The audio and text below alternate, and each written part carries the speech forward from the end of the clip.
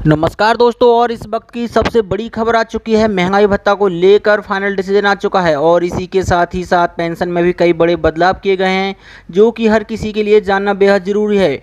महंगाई भत्ता और पेंशन को लेकर बहुत ही बड़ी खबर है, जो कि सभी केंद्रीय कर्मचारी और राज्य कर्मचारी और पेंशनरों को जानना बहुत ही ज़रूरी है। इससे पहले मैं आपको बता दूं, अगर आपने हमारे चैनल को सब्सक्राइब नहीं किया है तो चैनल को सब्सक्राइब कर लें और इस वीडियो को लाइक शेयर ज़रूर करें। सरकारी अधिकारियों व कर्मचारियों को लेकर शासन ने किया यह बड़ा निर्णय।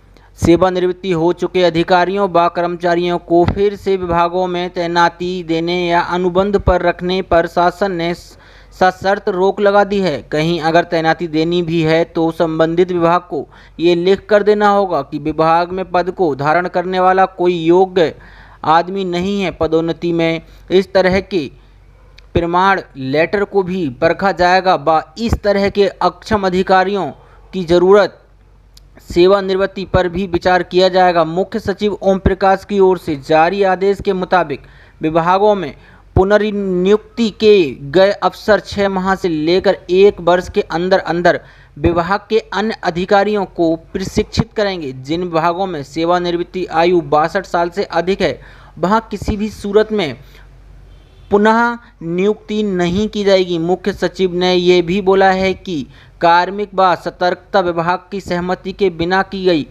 पुनर्नियुक्ति को भी गंभीर से कदाचार माना जाएगा व ऐसे मामलों में पुनः नियुक्ति अफसर का वेतन रोका जाएगा। 2013 में पुनर्नियुक्ति को लेकर आदेश जारी किए गए थे। इसके बावजूद वजनदार ढांचा होते हुए भी कई विभागों में पुनर्नियुक्ति की परंपरा बन गई है। कार्मिक की समस्या यह है कि कार्मिक एवं सतर्कता विभाग पुनर्नियुक्ति के प्रस्ताव को खारिज कर देता है तो संबंधित विभाग मुख्यमंत्री से अनुमोदन कराकर तैनाती दे रहे हैं। कई मामलों में तो 4 या 5 या इससे भी अधिक कार्मिकों को इस तरह से पुनः नियुक्ति दी जा रही है।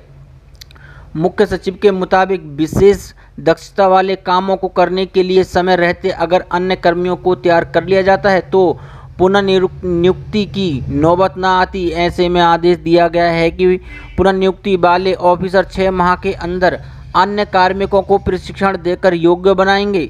साथ ही कर्मचारियों के लिए एक और बड़ी खबर है। मोदी सरकार का इन कर्मचारियों को बड़ा तोहफा मिलेगा, भरपूर फायदा। केंद्र सरकार के दिव्यांग कर्मचारियों को मोदी सरकार ने बड़ी राहत दी है। सरकार ने विकलांग व्यक्तियों के अधिकार एक्ट RPWD 2016 स्पष्टीकरण दिया है। सरकार ने कहा है कि जो दिव्यांग सरकारी कर्मी अपनी मुश्किलों के चलते स्वैच्छिक सेवानिवृत्ति BRS मांगते हैं, वे उन्हें वेतनमान और लाभों के साथ सेवा में बने रह सकते हैं। सोमवार को जारी एक ऑर्डर में कार्मिक मंत्रालय ने ये स्पष्टीकरण पेश किया है। ऑर्डर में दिव्यांगों को एक्ट के तहत मिलने वाले अलग अलग प्रोटेक्शन का उल्लेख किया है। सरकार ने साफ किया है कि दिव्यांगों के साथ किसी भी तरह का भेदभाव स्वीकार नहीं किया जा सकता। विकलांग व्यक्तियों के अधिकार एक्ट 2016 की धारा 2020 के प्रावधानों का हवाला देते हुए ये कहा गया है कि सरकारी संस्थानों को विकलांग कर्मचारियों को उचित और अनुकूल वातावरण मुहैया कराना होगा। दिव्यांगता के आधार पर किसी व्यक्ति को प्रमोशन से नहीं रोका जाएगा। रोजगार से जुड़े मामलों में ऐसे कर्मचारियोयों से किसी भी तरह का भेदभाव नहीं किया जाएगा। साथ ही सरकारी कर्मचारियों को मोदी सरकार ने बड़ा तोहफा दिया है। महंगाई भत्ता को 21% बढ़ा दिया है। जी हाँ दोस्तों, लॉकडाउन के चलते महंगाई भत्ता अब 4% एक्स्ट्रा मिलेगा और रोका गया महंगाई भत्ता भी सरकार एरियर सहित देगी। महंगाई भत्ता को लेकर मोदी सरकार ने बड़ी खुशखबरी दी है। साथ ही केंद्रीय कर्मचारियों के महंगाई भत्ता में भी बढ़ोतरी की गई है। जी हाँ, महंगाई भत्ता को लेकर मोदी सरकार ने बड़े आदेश जारी किए हैं, जो कि सितंबर की सैलरी के साथ बढ़कर मिलने वाली है। केंद्रीय कर्मचारियों के महंगाई भत्ते पर सरकार ने इस साल में अब तक लिए 2 अहम फैसले। सीधा सैलरी पर हुआ है असर। जी हां, सरकार ने इस साल मार्च में कर्मचारियों के डीए में 4% की बढ़ोतरी की थी। मोदी कैबिनेट के इस फैसले के बाद डीए 17% से बढ़कर 21% हो गया था। जी हां, कोरोना संकट के चलते इस साल में अब तक केंद्रीय कर्मचारियों को महंगाई भत्ते पर निशाना हाथ लगी है। सरकार ने डीए पर इस साल अब तक 2 बड़े फैसले लिए, जिसका सीधा असर केंद्रीय कर्मचारियों के वेतन पर पड़ा है। सरकार ने इस साल मार्च में कर्मचारियों के डीए में 4% की बढ़ोतरी की थी। मोदी कैबिनेट के इस फैसले के बाद डीए 17% से बढ़कर 21% हो गया था। मार्च में बढ़ोतरी का तोहफा मिला तो अप्रैल में कोरोना संक्रमण के फैलाव और फिर देशव्यापी लॉकडाउन के चलते सरकार ने डीए पर एक और बड़ा फैसला ले लिया। जी हाँ, मोदी सरकार ने तय किया कि केंद्र सरकार के सभी कर्मचारियों का जनवरी 2020 से जून 2021 तक महंगाई भत्ता नहीं मिलेगा। यानी जनवरी 2020 से डीए में बढ़ोतरी की घोषणा जो हुई उस पर तो रोक लगी ही, साथ में जुलाई में भी डीए में कोई इजाफा नहीं हुआ। जाहिर है जून 2021 तक के लिए महंगाई भत्ता नहीं बढ़ना तय किया गया है, तो जुलाई की बढ़ोतरी तो वैसे भी संभव नहीं थी। कोरोना काल में कुछ फैसले ऐसे थे जिनका असर फिलहाल कर्मचारियों की जेब पर पड़ रहा है, तो कई सहूलियतें भी दी गई हैं। कोरोना काल के दौरान रिटायर होने वाले कर्मचारियों को पेंशन पेमेंट ऑर्डर आने तक प्रोविजनल पेंशन दिए जाने का भी फैसला लिया गया है। सरकार ने तय किया है कि कर्मचारियों को रात में ड्यूटी करने पर अलग से अलाउंस दिया जाएगा। पहले ये अलाउंस ग्रेड पे के आधार पर दिया जाता था, लेकिन सरकार ने इस पर रोक लगा दी है। जी हाँ, साथ ही कर्मचारियों के लिए एक और बड़ी खुशखबरी है जो सभी रोजगारकर्ताओं के लिए, नौकरी करने वालों के लिए बड़ी खबर है।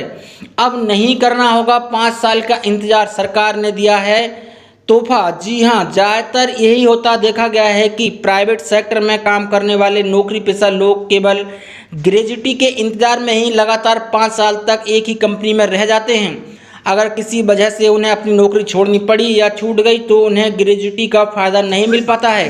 अब ऐसा करने की ज़रूरत नहीं है, क्योंकि इसके केंद्र सरकार ने नए श्रम विधेयक को इजाज़त दे दी है। इसी सिलसिले में केंद्र सरकार ने नए श्रम विधेयक को सदन की मंजूरी मिल गई है। इस मंजूरी के बाद अब ग्रेजुटी लेने के लिए 5 साल की समय सीमा समाप्त हो गई है। जी हाँ, अब इसे आसान शब्दों में समझें तो आपको कंपनी हर साल ग्रेजुटी देगी। अब तक जो नियम था उसके हिसाब से कर्मचारी को किसी एक कंपनी में लगातार 5 साल कार्य करना जरूरी था। ऐसे में अब नए प्रावधानों में बताया गया है कि जिन लोगों को फिक्स टर्म बेसिस पर नौकरी मिलेगी उन्हें उतने ही दिन के आधार पर ग्रेजुटी पाने का भी हक होगा। यानी ये कि कॉन्ट्रैक्ट पर नौकरी करने वाले कर्मचारी भी ग्रेजुटी का फ़ायदा ले सकेंगे, फिर चाहे कॉन्ट्रैक्ट कितने भी दिन का हो। जी हाँ, इस हिसाब से ग्रेजुटी कंपनी की तरफ से अपने कर्मचारियों को दी जाती है। यह एक तरह से कर्मचारी की तरफ से कंपनी को दी गई सेवा के बदले देकर उसका आभार जताया है। इसकी अधिकतम सीमा 20 लाख रुपए होती है। हालांकि मृत्यु या अक्षम हो जाने पर ग्रेजुटी अमाउंट दिए जाने के लिए नौकरी के 5 साल पूरे होना जरूरी नहीं है। केंद्रीय कर्मचारियों को तोहफा, सरकार ने बदले पेंशन के नियम, अब केंद्रीय कर्मचारियों का होगा यह फ़ायदा। जी हाँ, केंद्रीय कर्मचारियों के लिए बड़ी राहत की खबर है। सरकार ने अब पारिवारिक पेंशन के नियमों में महत्वपूर्ण बदलाव कर दिया है। शनिवार को एक अहम बयान जारी करते हुए सरकार ने इसकी जानकारी दी। बदले हुए पेंशन नियम के बाद अब कर्मचारियों के परिजनों को लाभ का दायरा बढ़ गया है। सरकार के इस फैसले से देश के लाखों कर्मचारियों को फ़ायदा होगा। एक अन्य फैसले में सरकार ने दिव्यांग पेंशन भोगियों के सहायकों के लिए परिचारिक भत्ता बढ़ा दिया है। केंद्रीय मंत्री जितेंद्र सिंह ने शनिवार को बताया कि तलाक की याचिका लंबित रहने के दौरान भी दिवंगत केंद्रीय कर्मचारी की बेटी अब पारिवारिक पेंशन पाने की अधिकारी है। कार्मिक मंत्रालय की ओर से जारी बयान में जितेंद्र सिंह के हवाले से कहा गया है कि पारिवारिक पेंशन पाने के लिए तलाकशुदा बेटियों के लिए नियमों में ढील दी गई है। अब बेटी तब भी पारिवारिक पेंशन पाने के अधिकारी होगी अगर उसका अंतिम रूप से तलाक नहीं हुआ है, लेकिन उसने अपने कर्मचारी माता या पिता के जीवन काल में ही तलाक याचिका दाखिल कर दी थी। पहले के नियम में तलाकशुदा बेटी को तभी पारिवारिक पेंशन पाने का अधिकार था जबकि उसने अपने कर्मचारी माता पिता के जीवन काल में ही तलाक ले लिया हो। केंद्रीय मंत्री ने बताया कि दिव्यांग बच्चों या भाई बहन को पारिवारिक पेंशन प्रदान करने के लिए भी आदेश जारी किया गया है। अब दिव्यांगता प्रमाण पत्र अगर पेंशन भोगी माता या पिता की मृत्यु के बाद भी प्रस्तुत किया जाता है तो वे पेंशन पाने के अधिकारी होंगे, बशर्ते दिव्यांगता माता पिता के जीवन काल में हुई हो। जी हाँ, दिव्यांग पेंशन भोगियों के सहायकों के लिए परिचारिक भत्ता 4500 रुपये से बढ़ाकर 6700 रुपये कर दिया है। सेवानिवृत्ति के बाद अपने बच्चों के साथ विदेश में बस गए वरिष्ठ नागरिकों की सहूलियत के लिए भारतीय दूतावासों, वाणिज्य दूतावासों और उच्च आयोगों को निर्देश दिए गए हैं कि वे वहीं उन्हें जीवित प्रमाण पत्र उपलब्ध कराएं और पारिवारिक पेंशन शुरू कराएं। पेंशन वितरित करने वाले सभी बैंकों को भी निर्देश दिए गए हैं कि बैंक आने में असमर्थ पेंशन भोगियों को घर पर ही जीवित प्रमाण पत्र उपलब्ध कराया जाए।